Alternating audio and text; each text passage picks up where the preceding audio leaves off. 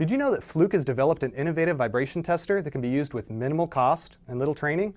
Hi, my name is Eric Hudson, Marketing Manager at Fluke, and this is the breakthrough Fluke 810 vibration tester.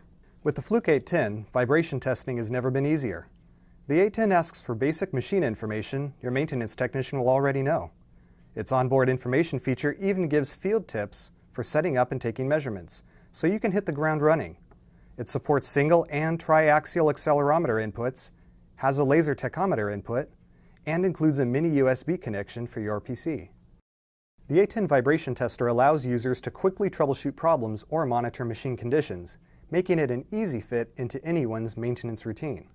It's been optimized for everyday troubleshooting by focusing on the four most common mechanical faults: bearing condition, misalignment, unbalance, and looseness.